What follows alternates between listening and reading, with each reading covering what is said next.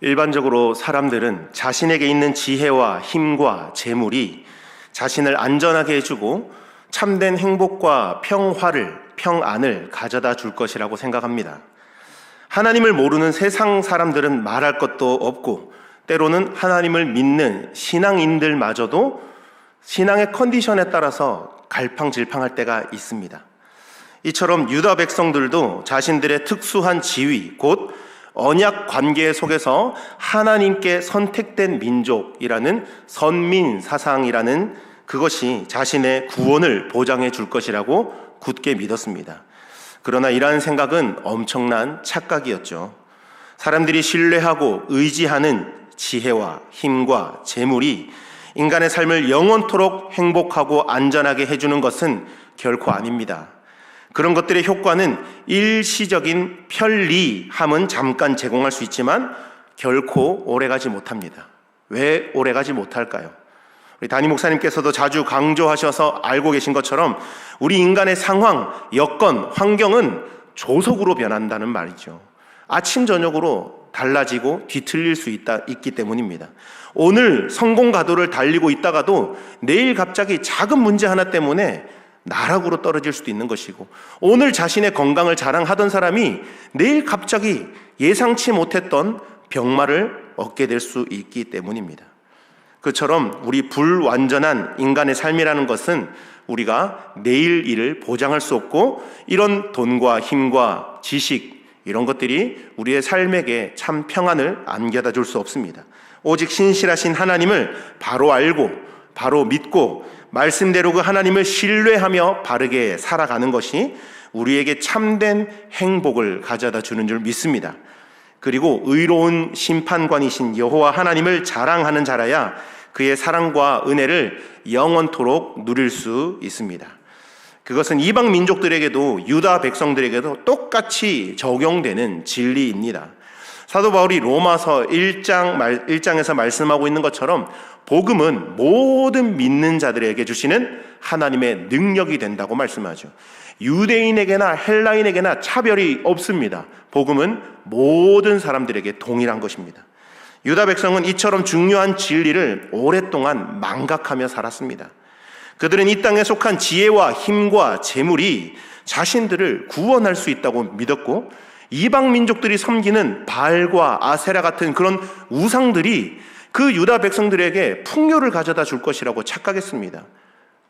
뿐만 아니라 그들이 하나님의 언약 공동체라는 특별한 지위가 자기들을 안전하게 보호해 줄 것이라고 믿었습니다. 그것이 사실이 아니라는 것을 그들의 그 조상 때부터 이미 그 조상들의 삶을 통해서 반복 학습을 통해서 계속 배워왔지 않습니까? 하나님께서는 계속 착각하지 마, 그것이 너희들의 안전을 보장해 주지 못해, 그러면서 보여주셨음에도 불구하고 그들은 자기들이 보고 싶은 것만 보고 믿고 싶은 대로 믿었던 우매한 자들이었습니다. 간절히 바라기는 오늘 말씀을 듣는 우리 분당중앙교회 모든 성도들은 내 힘과 능력과 지혜와 직분을 자랑거리로 삼는 것이 아니라 하나님을 바로 알고 바로 믿고 그 자녀의 신분에 맞게 신실하게 살아가는 성도의 삶이 우리의 자랑거리가 되시기를 바랍니다. 더 나아가 그렇게 살 수 있는 이 힘과 능력과 지혜를 주시는 지혜의 근원, 원천 되시는 하나님이 그 행하신 일이 우리의 가장 큰 자랑거리가 될 수 있기를 간절히 축원합니다. 오늘 본문은 이스라엘 백성들을 향한 심판을 앞두고 하나님께서 내리신 두 가지 명령으로 시작하고 있습니다. 17절 말씀을 제가 다시 한번 읽어보겠습니다. 만군의 여호와께서 이와 같이 말씀하시되 너희는 잘 생각해보고 곡하는 부녀를 불러오며 또 사람을 보내 지혜로운 부녀를 불러오되 라고 말씀합니다. 여러분, 두 가지 명령 찾으셨나요? 첫 번째 명령은 너희는 잘 생각해보라 라는 명령이고, 두 번째 명령은 곡하는 부녀, 지혜로운 부녀를 불러오라 라는 것입니다. 첫 번째 명령인 잘 생각해보라 라는 이 말은요, 자세히 살펴보고 지혜롭게 분별하라, 지혜롭게 행동하라 라는 의미인데요, 계속되는 하나님의 심판의 경고 앞에서도 영적으로 너무나 무감각해져 있는 이스라엘 백성들의 모습을 책망하는 표현입니다. 그러면서 하나님께서는 그들이 가져야 하는 지혜로운 행동이 무엇인지를 알려주시기 위해서 이 두 번째 명령하셨죠. 곡하는 부녀, 지혜로운 부녀를 불러와라. 여러분, 당시 곡하는 부녀는 직업적으로 돈을 받고 사람들을 대신해서 울어주었던 사람들입니다. 그런데 이 곡하는 부녀와 지혜로운 부녀가 평행되게 기록되어 있는 것을 볼 수 있죠. 이것은 하나님께서 곡하는 부녀들을 지혜롭게 여기신다는 것으로 해석할 수 있습니다. 여기서 우리는 곡하는 부녀와 당시에 이스라엘의 지도자들에 대한 하나님의 상반된 평가를 발견하게 되는데요. 스스로 지혜롭다고 생각했던 이스라엘 지도자들은 사실 하나님의 뜻을 정확하게 깨닫지 못하고 어리석게 행동하는 자들이며, 죽음을 맞이한 자들을 위해서 자기의 슬픔이 아닌데도 불구하고 남의 아픔을 와서 비록 돈은 받고 고근하지만 그렇게 아픔을 같이 울어주고 곡하는 여인들이 오히려 지혜로운 자들이다라고 평가하고 계시는 것입니다. 여러분, 지혜가 무엇일까요? 지혜. 교회 안 다니는 사람들도 지혜는 다 받길 바라고 다 원하는 단어일 것입니다.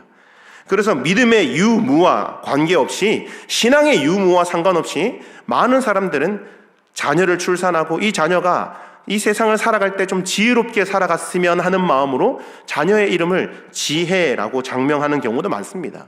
아마 여러분 주에도 이지혜, 김지혜, 박지혜, 최지혜, 많은 지혜들이 있을 것입니다.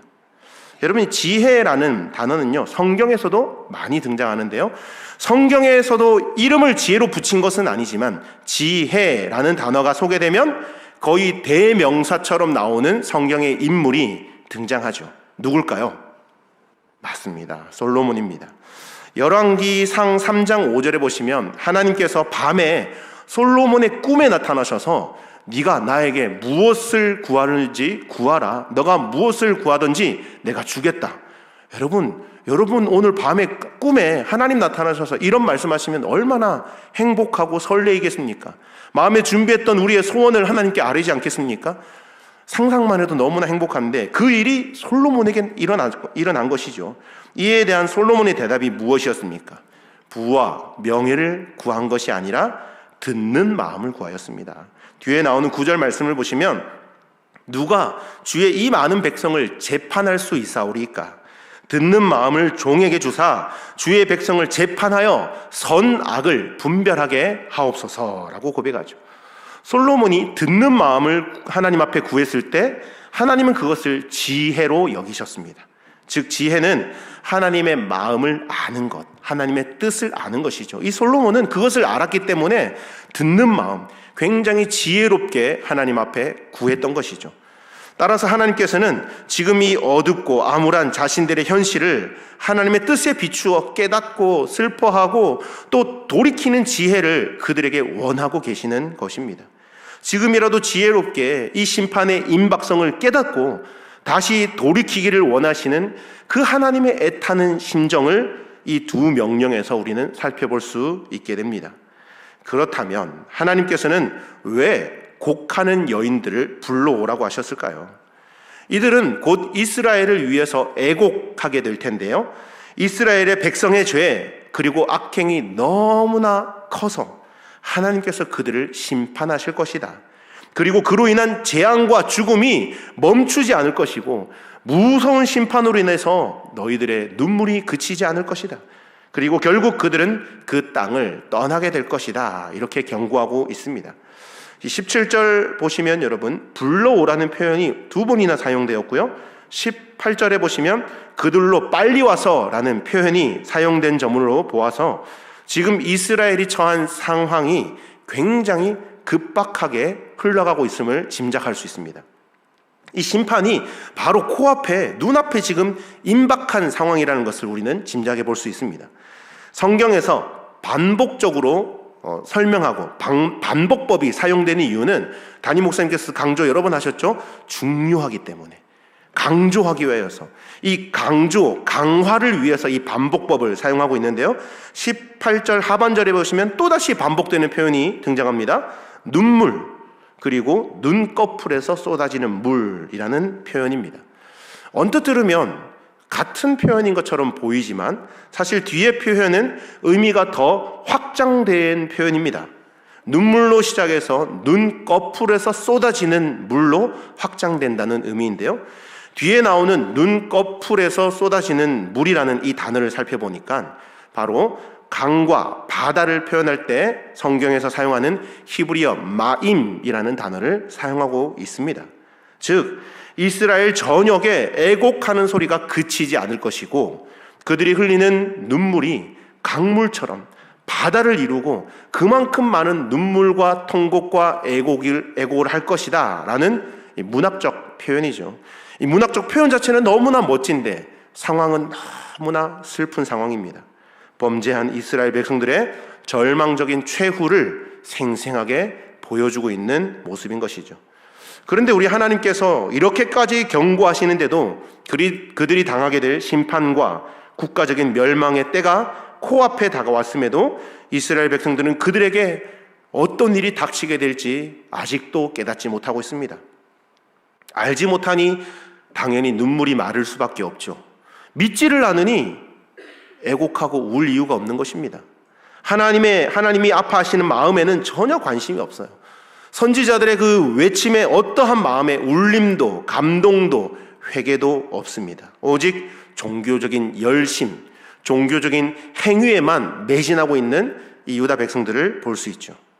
그런데 여러분, 혹시 우리의 모습이 이런 유다 백성들의 모습과 같을 때가 있지 않습니까?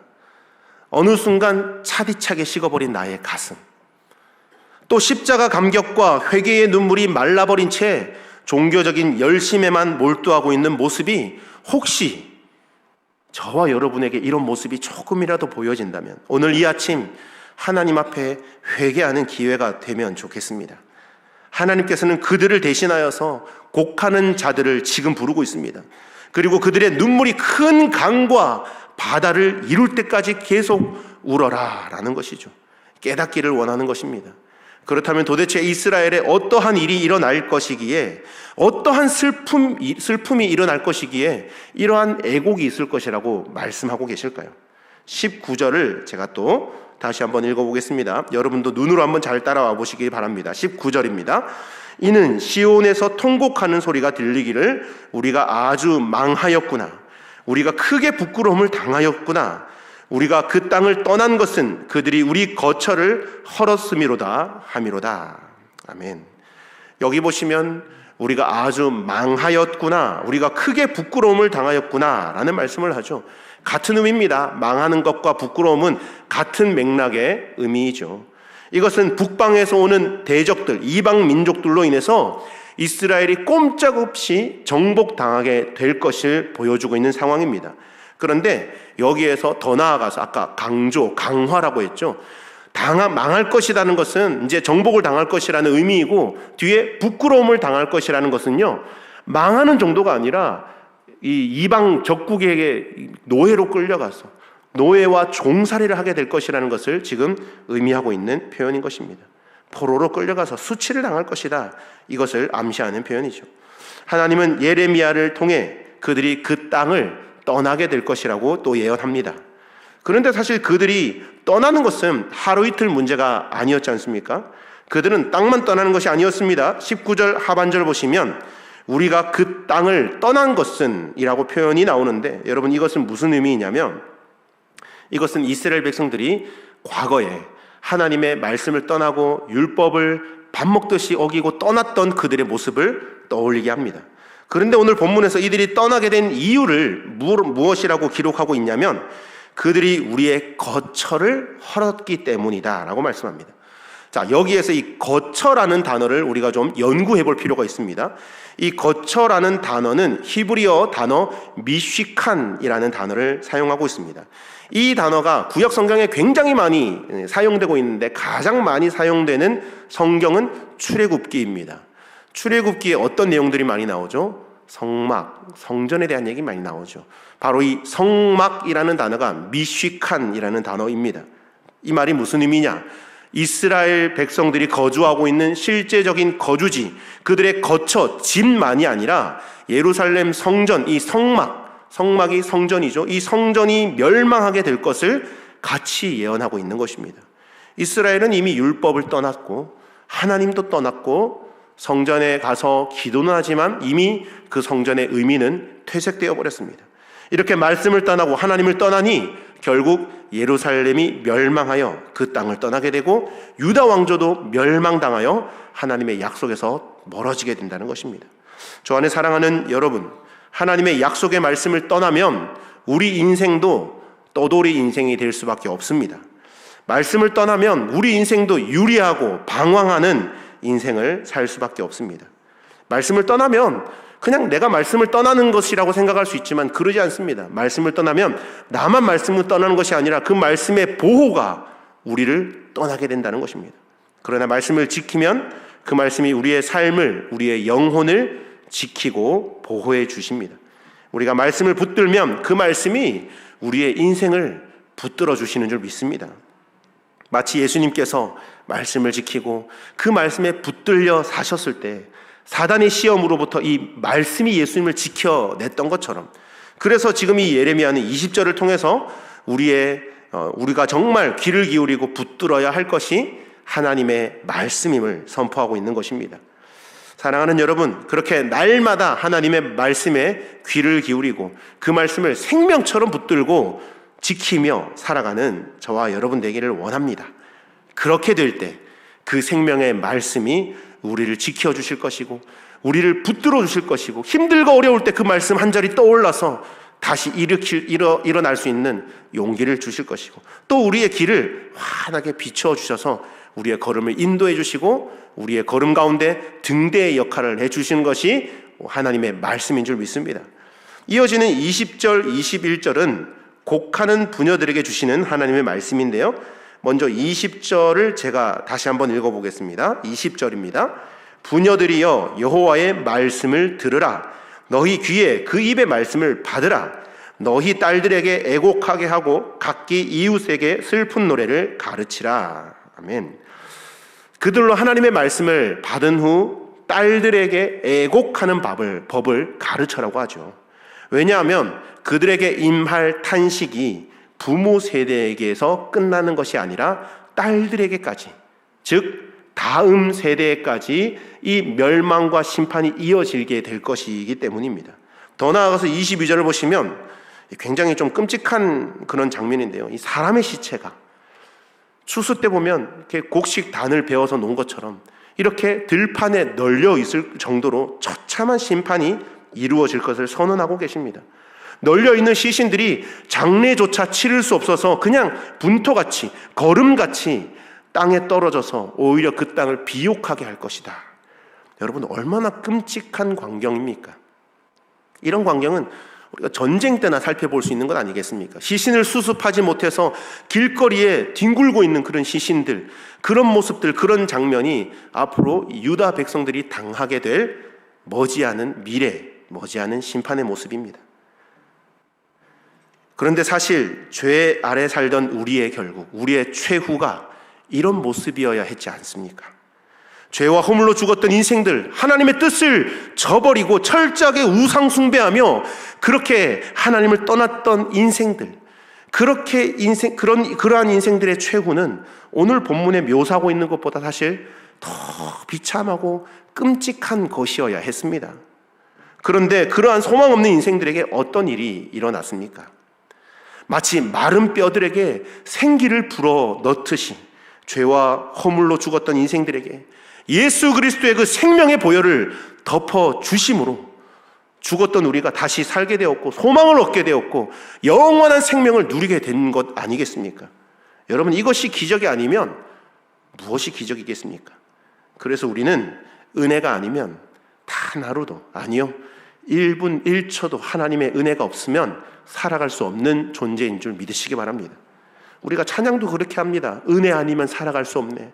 은혜 아니면 우리가 설 수 없네. 여러분, 날마다 그 하나님의 은혜가 우리의 삶 가운데, 여러분의 삶의 걸음 가운데 날마다 임하기를 간절히 원합니다.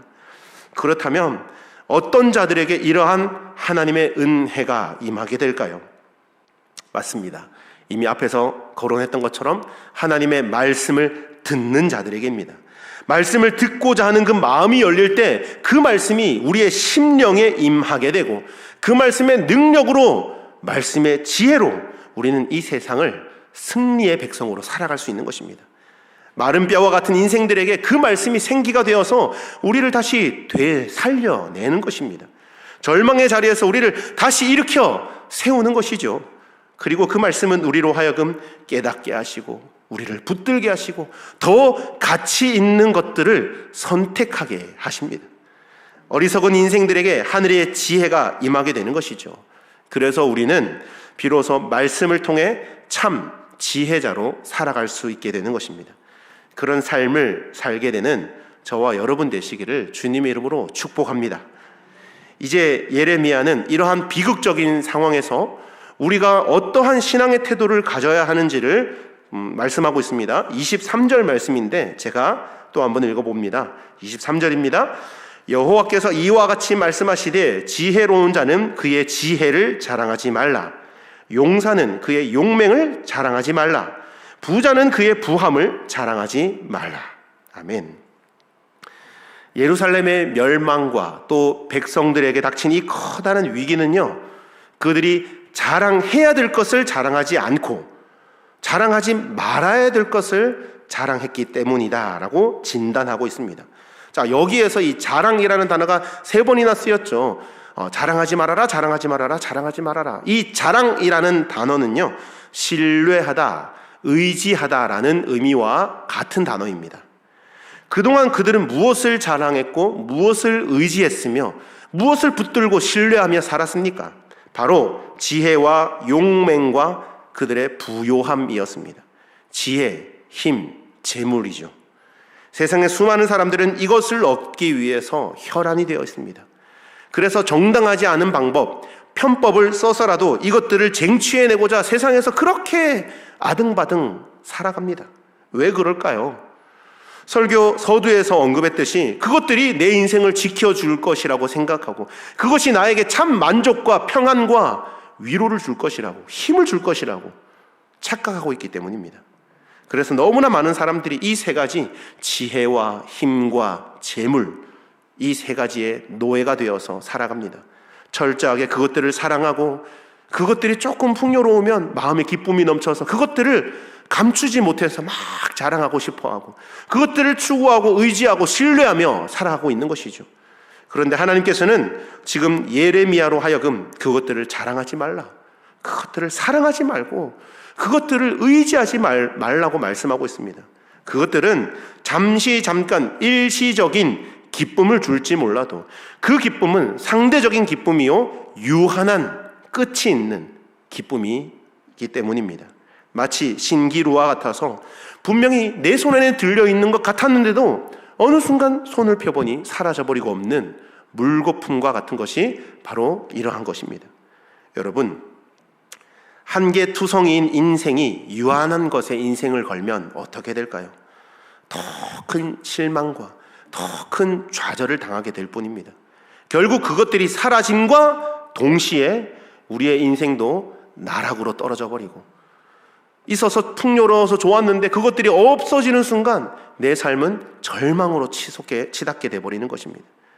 지혜와 부를 두루 갖추었던 솔로몬, 그리고 힘의 대가라고 할 수 있었던 삼손 기억하실 것입니다. 말씀 서두에서 솔로몬이 하나님께 듣는 마음을 구했죠. 그래서 듣는 마음을 구하여서 지혜를 얻게 됩니다. 하나님께서 그가 구하는 지혜로 여기시며 기뻐하셨다고 했습니다. 그런데 솔로몬은 하나님께 받은 이 지혜를 결코 오래 유지하지 못했습니다.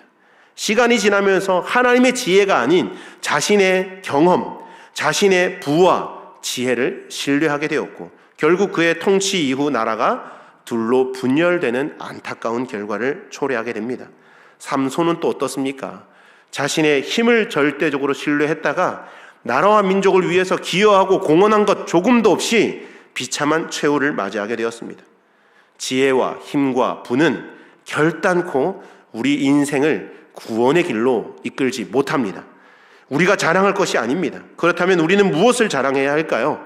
오늘 말씀 제목, 우리의 자랑거리는, 여러분 주보에 보시면 물음표까지 들어가 있는 거 보셨죠? 이 물음표 안에 그 뒤에 문장이 다 요약되어 있습니다. 우리의 자랑거리는 무엇이어야 하겠습니까? 우리의 자랑거리는 무엇입니까? 우리의 자랑거리는 무엇이 되길 원합니까? 이 물음표 하나에 모든 것이 다 들어가 있습니다. 성경은 지혜와 힘과 부가 아니라 그 지혜와 힘과 부의 원천, 근원 되시는 하나님을 자랑하고 그 하나님을 사랑하라고 말씀하고 있는 것입니다. 본문 24절 말씀입니다. 자랑하는 자는 이것으로 자랑할지니 곧 명철하여 나를 아는 것과 나 여호와는 사랑과 정의와 공의를 땅에 행하는 자인 줄 깨닫는 것이라. 나는 이 일을 기뻐하노라. 여호와의 말씀이니라. 아멘. 여러분, 성경은 분명하게 두 가지를 자랑하라고 말씀했습니다. 첫 번째, 하나님을 아는 것. 그리고 두 번째, 하나님이 행하신 그 일, 역사들을 자랑하라는 것입니다. 신약 성경에도 동일하게 이 부분은 강조되고 있습니다. 사도 바울은 갈라디아서 6장 14절 말씀을 통해서 우리가 진정으로 자랑해야 될 것이 무엇인지를 말씀하고 있죠. 그러나 내게는 우리 주 예수 그리스도의 십자가 외에는 결코 자랑할 것이 없나니 그리스도로 말미암아 세상이 나를 대하여 십자가에 못 박히고 내가 또한 세상을 대하여 그러하니라. 할렐루야. 우리를 사랑하시는 하나님을 아는 것, 그리고 우리를 너무나 사랑하셔서 독생자 예수 그리스도를 보내신 그 하나님 하신 일을 자랑하는 저와 여러분이 되시기를 주의 이름으로 축복합니다. 여러분, 우리는 그리스도의 십자가의 공로로 인해서 세상에서 얻을 수 있는 힘과 지혜와 부와는 비교할 수 없는 영원한 생명, 영생을 소유한 자들이 되었습니다. 하나님을 아빠, 아버지라고 부를 수 있는 특권을 누리게 되었습니다. 죄와 허물로 인해서 전적으로 부패하고 전적으로 무능했던 인생들이 하나님의 점적인 은혜로 말미암아 건짐받게 되었습니다. 여러분, 이것으로도 너무나 충분히 감사하고 하나님의 은혜인데, 더 나아가서 이제는 우리를 누군가를 건져내는 그런 건짐의 도구로, 복음 전하는 자로 사용해 주시는 것, 이것이 하나님이 하시는 위대한 일입니다. 여러분, 이보다 더 놀라운 사실이 어디 있겠습니까? 따라서 우리가 자랑해야 할 유일한 것, 우리가 사랑하고 신뢰해야 할 유일한 것, 바로 우리의 구원을 위해 독생자 예수 그리스도를 보내신 사랑의 하나님을 아는 것이 되어야 될 줄로 믿습니다. 또한 우리를 사랑하셔서 독생자 예수 그리스도를 십자가에 내어주신 하나님의 위대하신 일, 그 일들을 자랑해야 될 줄 믿습니다. 그 하나님의 거룩하시고 위대하신 이름과 그 하나님을 아는 지식, 이것이 바로 우리가 자랑하고 신뢰해야 할 유일한 것이 되어야 하는 것입니다. 그리고 우리는 그것을 자랑할 뿐 아니라 우리도 이 땅에서 예수님처럼 예수님께서 보여주신 그 사랑과 공평과 공의를 행하는 삶으로 살아야 할 줄로 믿습니다. 그렇다면 우리는 어떻게 해야 이러한 삶을 살아낼 수 있겠습니까? 오늘 본문 마지막 부분인 25절, 26절을 통해서 그 비밀을 우리에게 가르쳐주고 있습니다. 먼저 25절을 우리 이번에는 다 같이 한번 읽어보면 좋겠습니다. 오늘 본문인 예레미야 9장 25절 말씀입니다. 같이 읽어봅니다. 시작.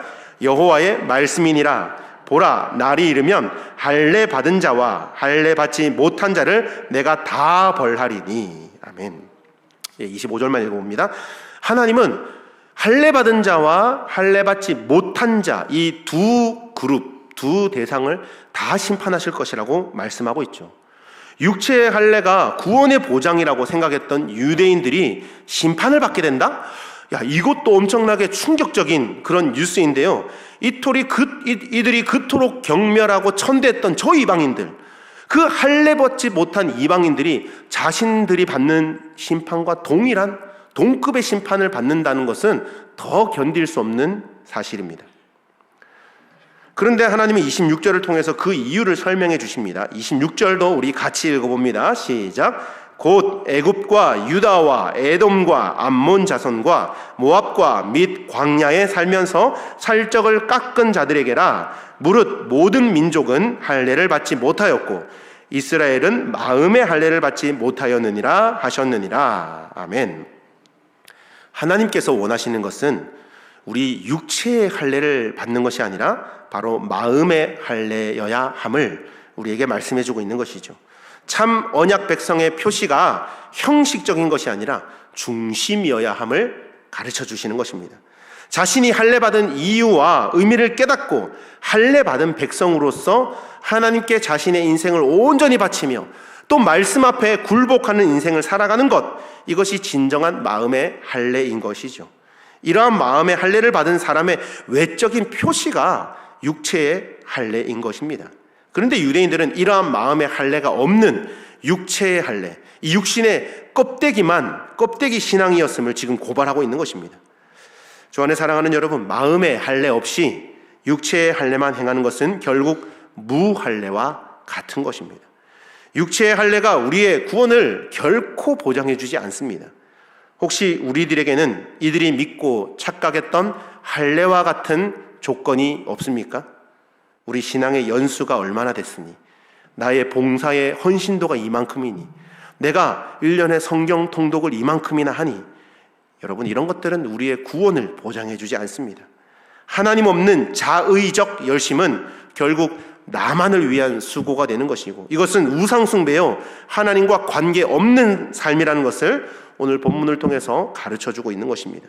사랑하는 여러분, 하나님은 저와 여러분에게 마음의 할례를 원하고 계십니다. 육체의 할례가 구원의 보장이라고 믿고 자랑했던 그들의 우매함을 반복하지 않고 하나님의 정의와 공의로우심 앞에 돌이켜 회개할 것을 촉구하십니다. 진정한 마음의 할례는 무엇입니까? 내 인생의 주인이 바뀌는 것입니다. 이전까지는 내 인생의 주인이 돈이 되기도 하고 어떤 나의 자녀들이 되기도 하고 직장에서의 성공, 명예, 이런 것이 내 인생의 주인이었던 사람이 이제 하나님을 만나고 나니 내 인생의 주인은 하나님이 되는 것입니다. 내 삶의 우선순위가, 내 인생의 자랑거리가 바뀌는 것입니다. 간절히 바라기는 우리가 그동안 붙들고 있었던 것들이 너무나 허망한 것임을 깨닫고 유한한 것이 아니라 영원한 가치를 붙들고 그것들을 신뢰하는 삶을 살아가는 저와 여러분 되기를 원합니다.